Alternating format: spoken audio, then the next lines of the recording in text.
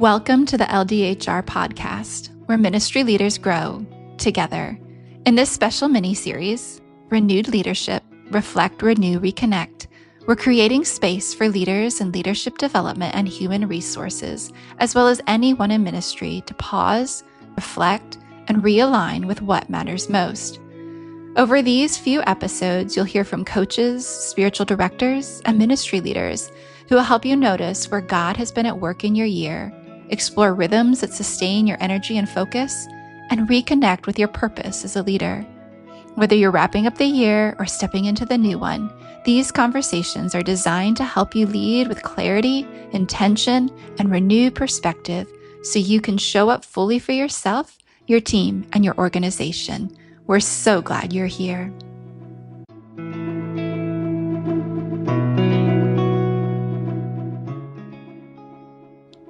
Hi, Cristina. Welcome to the LDHR podcast. I am so glad that you are able to join me today.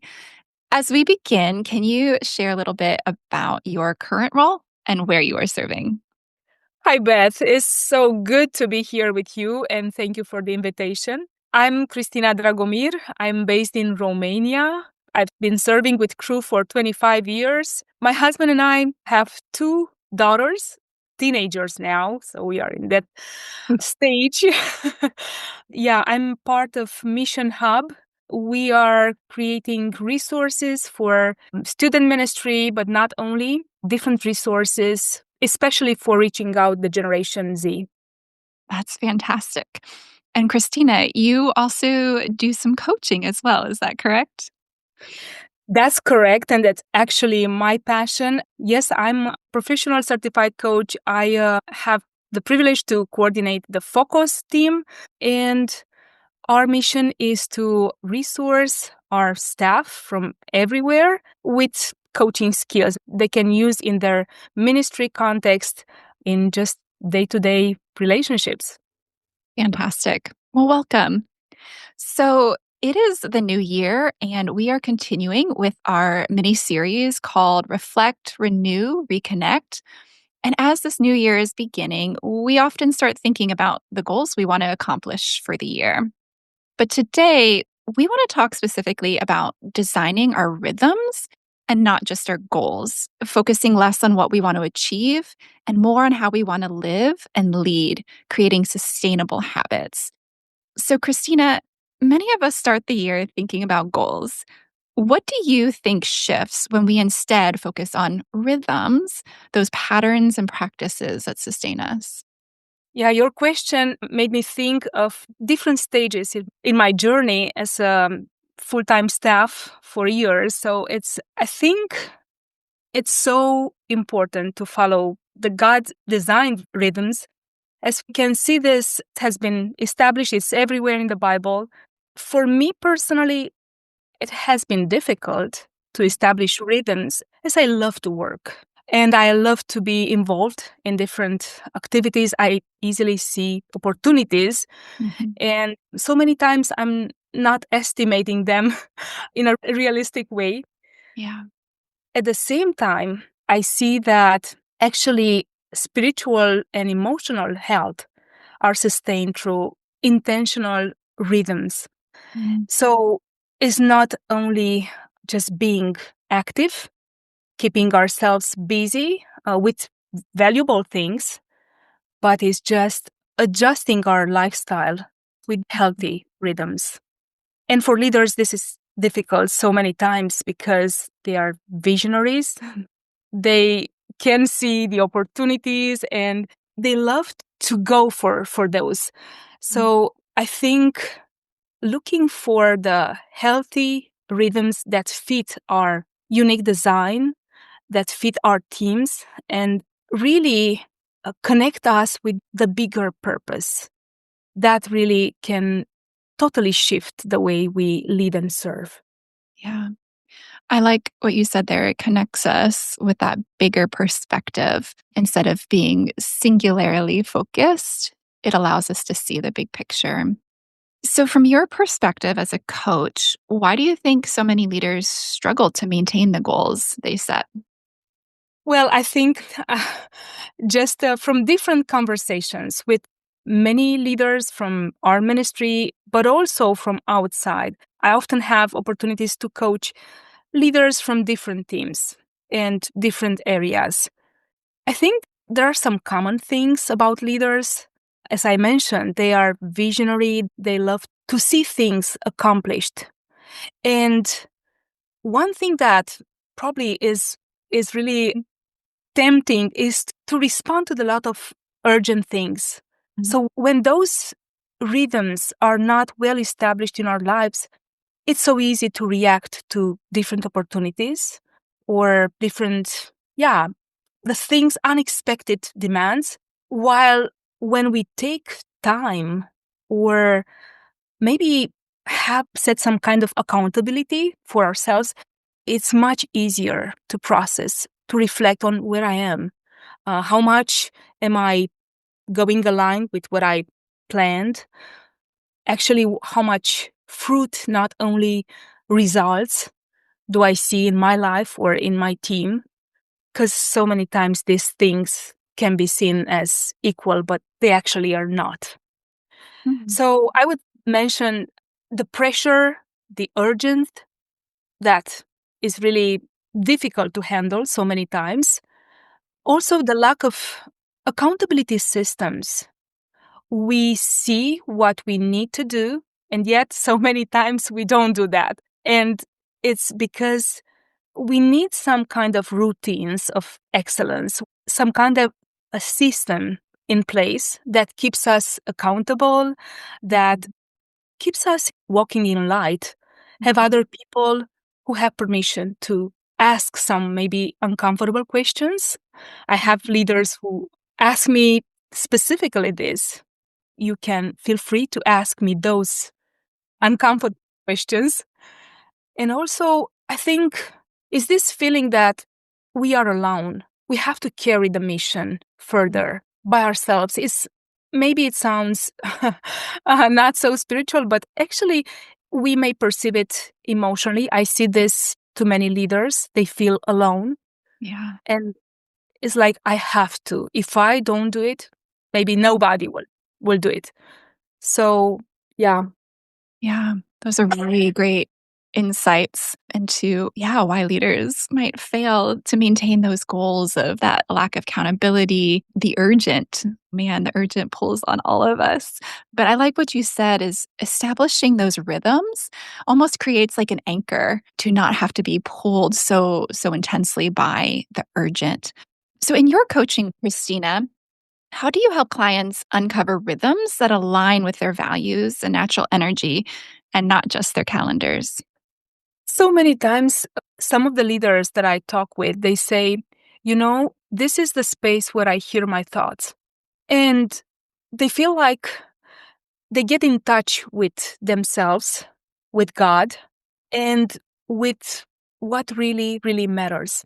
So, this kind of connection or realignment with what's really important for them, it happens in a relationship.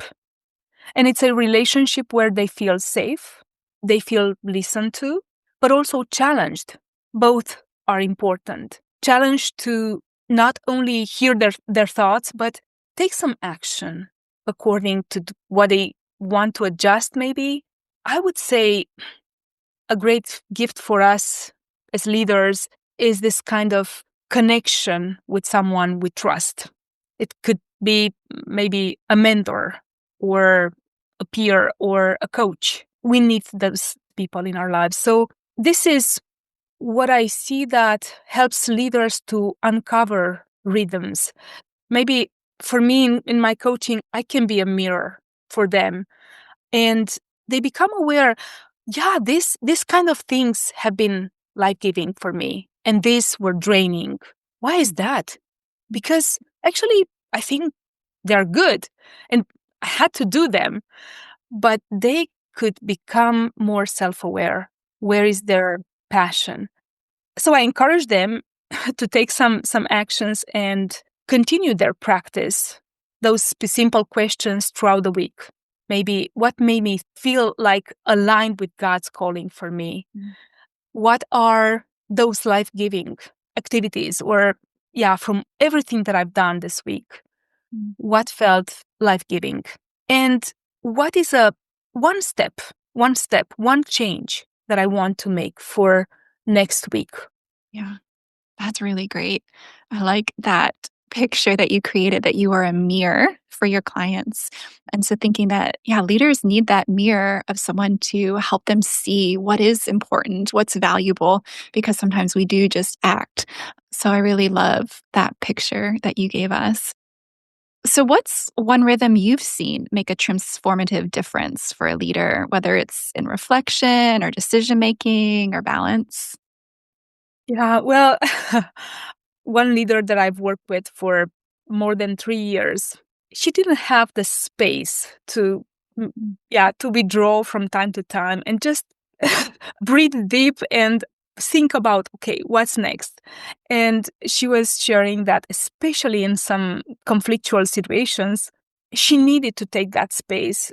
Eventually found a place in the ground level of the building, and she said that was my space of grounding myself and recentering myself, where I am and what is my reaction, what would be my response in this situation. So I would say one healthy rhythm is just to find what fits you best. For example, for someone more introverted with a preference for introversion, maybe they would like to find a place where they can reconnect with God, with themselves, even for 1 minute or 2 minutes. Or for someone who just to change the place, like I go closer to a window, just changing the position in space, even that can be like taking a walk, even in my office, but just changing the place can help us reconnect with ourselves. And I like very much what Peter Scazzero shares in his book, Emotionally Healthy Leader.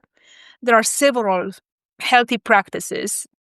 Slowing down, just knowing what helps me to slow down when I feel like I have to answer all my emails and just check off everything on my list for today. That can be a good indicator that I'm pushing hard. I get exhausted by the end of the day. I feel like I lose joy. For myself, a good indicator is, where is my joy? I missed something. I have to just take a few moments to reflect. Sometimes a good discussion helps me. Even a 10 minutes discussion can be very clarifying what's there. And I remember for so many busy leaders who actually maybe don't have even the time or the space to take a break, what they do is to use their agenda in the best way for disciplining themselves. For some of them, they set regular conversations with someone where they feel accountable, but also challenged toward the next steps.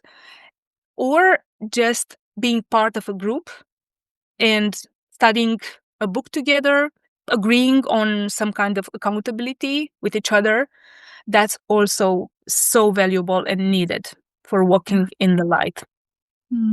Thank you, Christina. There is so much in there that you shared of just really great wisdom and practical steps that leaders can take to really establish some of those healthy rhythms. I think one of the ones that stood out to me was you said just taking the space, maybe literally in the room, of moving to a different part of the room or just readjusting and kind of resetting your rhythms for what's going on. Or for busy leaders who have their schedule packed, is to schedule that time with a coach or with a mentor and say, this is part of my time to reset, to get those rhythms. And you shared a lot of other really great and helpful practical steps in there. Thank you. So, how can leaders use coaching tools like powerful questions or accountability practices to design rhythms that actually last? Yeah, what I see is that a coaching conversation many times just brings into light something that they've already knew about themselves, but it was like hidden. They knew it as an information. only at the cognitive level, but in those conversations, simple conversations that we can have with teammates, with our maybe mentors, or with someone different, is the space where we can actually help people get deeper beyond what they know it's right, down to their deep beliefs. And that's actually what we need. We need to reconnect with, especially for us as believers. We know at the cognitive level what God says to do, and yet we are aware that sometimes there is disconnection. When we are tested in a conflict situation, maybe in a difficult conversation, we see that something different comes out.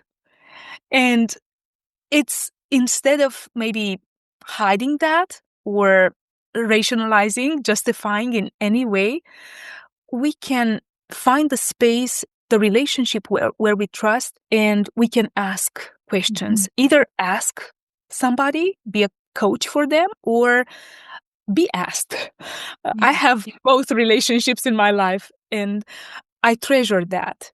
So actually, there is something about how God created us in this learning, in this kind of relational connection. And we can maybe journal about those things. We can just remind ourselves about this truth, but we need some kind of connection with somebody else where real transformation, God uses that connection to work, to work deeper in our beliefs.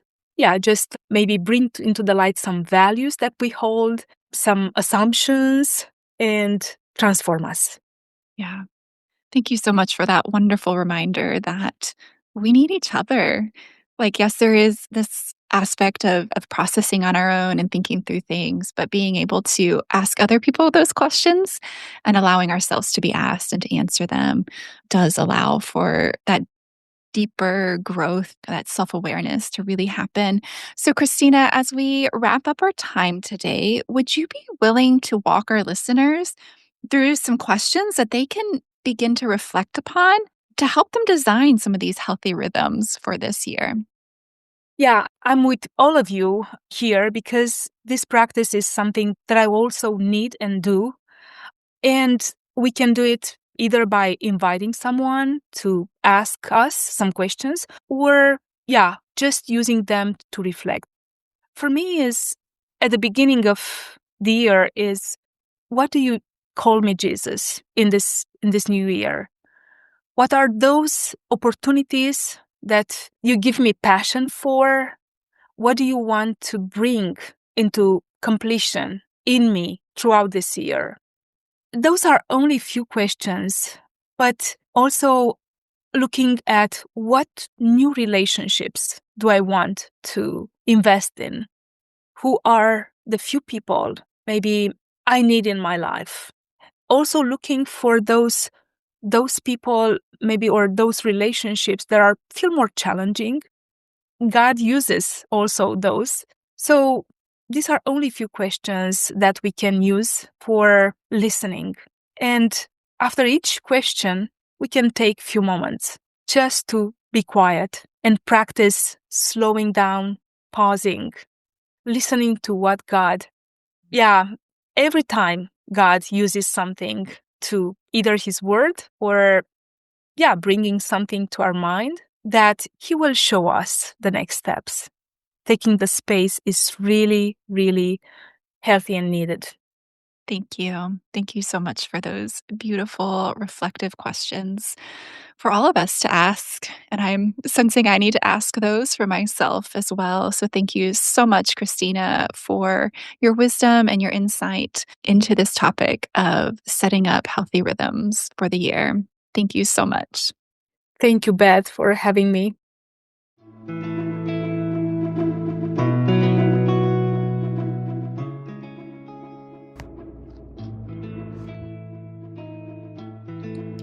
What a refreshing way to think about establishing healthy rhythms rather than just setting goals for our year. I hope you were inspired by Cristina to think through how you can set up some great, sustaining rhythms for this year. If you like this episode, Please share it with a friend, as it really helps us get the word out.